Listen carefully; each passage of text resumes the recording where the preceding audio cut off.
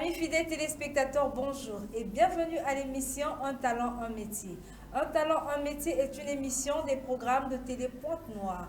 Elle a pour but de promouvoir les artisans qui font fonctionner l'économie à leur rythme, de vous faire découvrir les coulisses des métiers qui les exercent. Un talent, un métier se promet de faire le pont entre le métier, le talent et l'entrepreneuriat, qui pour certains est un hobby, un passe-temps qui les occupe. Pour ce premier numéro, nous allons découvrir les talents d'un métier de vannier, Guy Serge Peggy Nzondongo. Mais avant d'y arriver, je vous propose de suivre cet extrait, puis retrouvons-nous juste après.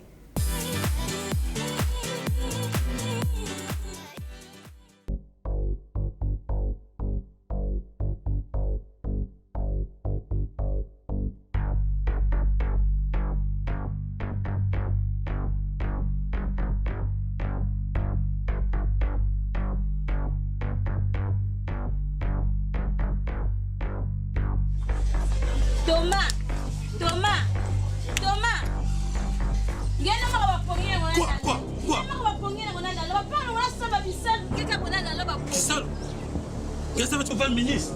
Donc, ministre, on y continue à vouloir pour y ministre. Christian Zedong, moi c'est Trésor le grand volard. Le président Pichou Elende, Christian Mokito Lindalala. Clap pour tout mon sponsor infatigable. Dans la vie, il faut chercher. Cause la teba salé la yo. Soko lukite oko sote.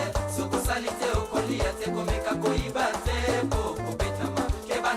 Okono vala volate Nick Nikez et Soli Junior Ngwembe Mosala ezali garanti ya vina yo yaya na motoki na yo nde osui lifuta ya oya loba ole de beaucoup prier yekolata mosala maboko koibate po kama maipa ya kiyofunda Delma Sepene Charlemagne Mayasi Christian Indani l'école kuto kenda na yo te moningo koma ministre lokola cheri mungala obosanike atanato miracle nini olingo sala pokomana mayela le akwala yaya tikana nukolota même s'il est permis de rêver Alain Maba, Albin Le Banda, Café Fort. Merci Jérès Lueba pour cette belle musique.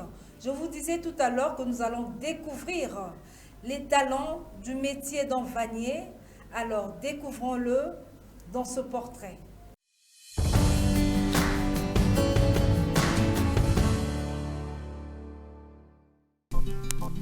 De par son statut social, il est vannier. Serge Peggy Nzondongo, tenant sur sa stature physique de 1,50 m et la quarantaine révolue à ce jour, tient ce métier de sa lignée parentale, notamment de son grand-père paternel qui le fréquentait dès son jeune âge à Makana, dans un village situé dans le département du Poul.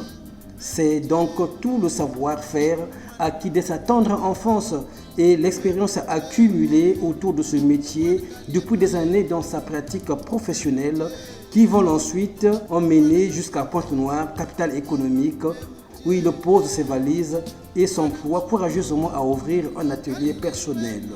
Chemin faisant et la clairvoyance aidant sa dynamique dans le travail, Serge Peggy Nzondongo s'engage à entrer en coopérative avec des tierces jeunes vanniers qui conviennent avec lui plus tard d'être ensemble désormais afin de faire valoir au quotidien leur talent de vannier sur la place de Pointe-Noire. Aujourd'hui, entouré de 25 employés, Serge Peggy Nzondongo, désormais maître dans son art, comme le fut son grand-père, se trouve à son tour parmi les grands maîtres vanniers du pays. Son atelier à l'air libre, sis à la hauteur du rond-point de Messémis de Gardaison, au centre-ville de Pointe-Noire, ne cesse d'attirer tant de gens qui s'intéressent bien à la panoplie d'articles que ce beau monde de jeunes vanniers confectionne avec passion tant de dextérité, de doigté, d'aisance et de maîtrise. Des qualités qui illustrent à la fois des talents qui font le bonheur d'un métier certainement encore moins bien connu. C'est pourtant ce beau métier qui fait tout aussi le bonheur et la joie de Serge Peggy Nzondongo, qui y tire toute la substance nécessaire qui lui permet de s'occuper bonnement de ses 2 enfants malgré son statut civil de jeune célibataire. Alors, retrouvons-nous à l'atelier de vannerie de M. Serge pour un entretien.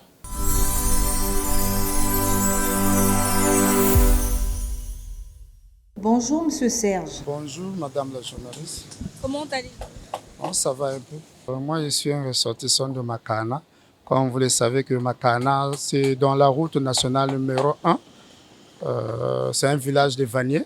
Mon grand-père aussi faisait la vannerie. Donc moi, pendant les vacances, lorsque je partais en vacances, c'est là où j'ai acquis un peu la connaissance sur la vannerie. Et je l'ai approfondi après les événements. Lorsque j'ai perdu mon père, ne savant plus rien faire, j'ai approfondi la vannerie en 2000 jusqu'à aujourd'hui. Quels sont les outils que vous utilisez pour créer ces meubles? Bon, notre matière de base, c'est la liane. C'est la liane, le bois, le pointe et les autres outils comme la matière, les couteaux. Et c'est un peu ça.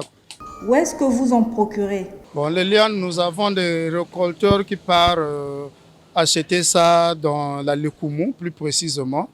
Et puis, ils amènent ça au marché de Fond de Tchétché. Et nous, on part s'approvisionner au Fond de Tchétché. Nous remarquons qu'il y a des lianes de différentes couleurs. La liane est comme ça.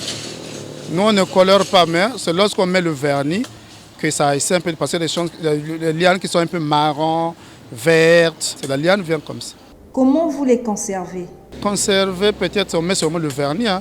Il y a d'autres clients qui mettent la peinture, telle que là où nous sommes assis, c'est la peinture noire. Et il y a d'autres clients qui mettent le vernis. Avez-vous déjà formé des élèves dans ce domaine? Les élèves, on les forme à tout moment. Hein. Vous avez combien de commandes par jour? Les commandes, je dirais c'est comme un hasard. Lorsque le client arrive, si vous entendez bien, il laisse la commande. On peut faire parfois 2 ou 3 jours. Vous avez posté des commandes. Il y a aussi de ce fois, vous pouvez avoir 2 commandes, 3 commandes. Si vous avez beaucoup de commandes par jour, comment faites-vous pour satisfaire vos clients?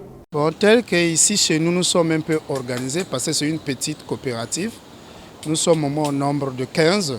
Donc, lorsqu'il y a le client, on n'a pas souvent beaucoup de difficultés parce qu'on se partage les tâches. On a des menuisiers qui sont là avec nous, on a des vanniers, il y a des petits qui font souvent aussi le vernis. Donc, vraiment, là, on n'a pas beaucoup de problèmes sur ce domaine. Quelle est la durée des meubles que vous fabriquez? Bon, nous, tellement qu'avec ces choses-là, c'est souvent des études. On n'a pas fait des études sur ça, mais le plus souvent, nos chaises, surtout nos fauteuils, là, ne fait pas moins de 15 ans parce que nous utilisons le bois. Il y a d'abord une armature qui est très solide. Et puis, lorsqu'on habille encore avec la liane, vraiment, il n'y a pas de souci sur ça. Parce que souvent, c'est des clients qui viennent témoigner. Hein. Des clients eux-mêmes qui viennent témoigner. J'ai souvent seulement des problèmes des éponges. Parce que les éponges, vous savez qu'au fur et à mesure que vous asseyez sur ça, ça s'affaissit un peu. Et il faut changer.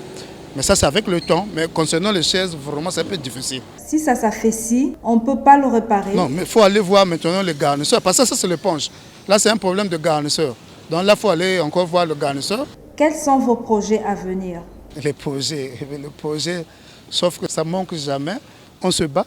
Mais sauf que nous souhaitons que la vannerie aussi puisse devenir un jour au moins une entreprise. Comme il est toujours dit que l'artisanat, c'est la base de l'industrie. Mais comme nous ne sommes pas soutenus, tel que vous-même aujourd'hui, si vous essayez de voir, vous verrez que dans le marché congolais, dans les nganda, les caves, même dans les maisons, actuellement la vannerie aussi est beaucoup sollicitée. Mais il nous manque de soutien. Parce qu'il nous manque un fonds pour acheter le matériel, soutenir les éléments que nous avons ici, parce qu'on a des gens qui apprennent. Parfois, ils viennent, comme on n'a pas de soutien, parfois ils quittent chez lui, il n'a pas à manger, il est obligé de repartir comme ça, et demain, tu ne le verras pas. Parce que vous n'avez pas eu un petit quoi pour lui donner. Mais lorsque vous êtes soutenu et il y a un budget sur ça, je pense qu'on peut aller loin. Et on peut concurrencer aussi d'autres pays parce que notre vannerie est beaucoup sollicitée. Nous voulons que les gens viennent nous solliciter, nous donner des dons ou bien des crédits pour qu'on puisse faire des projets, acheter beaucoup de matériel et fournir beaucoup de meubles dans le marché congolais. Parce que là, il y a des paniers qui sont sollicités dans les manifestations. Et il y a aussi des femmes actuellement, les sachets. L'opération qu'on avait lancée pour essayer un peu d'abandonner les sachets, nous, on peut remplacer ça par des paniers. Mais pour ça, il faut un fonds pour acheter la liane, fournir beaucoup de paniers aussi sur le marché. Est-ce que vous vous êtes déjà fait inscrire à la chambre de commerce? Parce qu'à la chambre de commerce, on organise des ateliers pour les artisans. Je peux dire ceci, la chambre de commerce est là, c'est vrai, mais nous, la majorité, on n'a pas ces informations-là. On n'a pas cette connaissance-là. Moi, je pense que l'État, il y a aussi l'Agence nationale des artisans, l'ANA. Ils sont là, je pense que c'est une structure de l'État qui connaît tout ça, comment ça se passe. C'est à eux de nous apporter l'information, de nous organiser, parce qu'ils connaissent. Nous, on ne connaît pas. Nous, on est là, c'est des gens qui ont appris envers nos grands-parents. N'ayant pas la connaissance là, eux qui sont bien placés, ils peuvent venir pour nous organiser. Pour essayer un peu de développer ce métier, il faut qu'il y ait des gens qui ont beaucoup appris, qui ont la connaissance. Et je sais que l'État a eu au moins la volonté là, de créer un peu de bureaux comme ça, qui doivent nous organiser. Moi, j'entends parfois des expositions, mais nous n'ayons pas la connaissance. Comment on peut faire pour aller exposer? On doit vous apporter l'information. Et comment ça se passe? Nous, on ne peut pas quitter ici, aller tel que là où je suis, sérieux. Je reviens de Brazza, j'ai maintenant 2 années ici. Je ne connais pas là où se trouve l'ANA. Parce que je ne connais pas pour moi. Si vous pouvez même me montrer. Je ne connais pas là où se trouve l'ANA, l'Agence nationale de l'artisan. Regardez là où nous sommes. Je pense que même lorsque vous allez filmer, la majorité de Pointe-Noire connaît qu'il y a un grand atelier de la vannerie à Pointe-Noire. Mais ça doit aussi les interpeller. Ce sont nos types qui doivent nous gérer. Ils doivent venir auprès de nous parce que là, nous faisons la fierté de la vannerie du Congo. C'est devenu même un site touristique. Vous voyez un peu, ça interpelle déjà la conscience de nos dirigeants. Donc ils doivent venir, non, c'est bien ce que vous faites, voilà, faisons ceci, faisons ceci. Et c'est pour la fierté de la ville de Pointe-Noire. Et c'est pour une fierté pour l'ANA. Parce que je crois bien que lorsque vous allez montrer cela aux yeux du monde, les gens, lorsqu'ils vont dire que voilà, à Pointe-Noire, il y a un grand atelier de la vannerie. Et la vannerie étant une des branches des gens de l'ANA, c'est une fierté pour eux. Ils doivent s'enfermer dans le bureau, ils doivent venir auprès de nous pour nous gérer, nous montrer comment on doit faire pour encore faire plus que ça. Et c'est à eux aussi de se battre pour nous chercher soit des crédits, pour nous amener dans les expositions, faire la fierté de la ville. Mais nous, on n'a pas ces informations-là. Nous sommes prêts pour ça. Vraiment, s'ils peuvent le faire pour l'artisanat au Congo, c'est bien. Pas pour nous peut-être, mais pour la fierté de l'artisanat au Congo. Ça sera mieux. Et pour que le président aussi, ces idées qu'il est en train de promouvoir, ça puisse aussi se développer. Parce que je sais que si le président a fait ce ministère-là, c'est pour faire évoluer l'artisanat au pays. Parce que lui, il veut vraiment que le truc puisse évoluer. Donc eux aussi doivent fournir des efforts pour accompagner la pensée du président de la République. Je crois bien que ça va faire le développement aussi de l'art. Merci de nous avoir accordé cette interview. Nous sommes arrivés au terme de cette émission.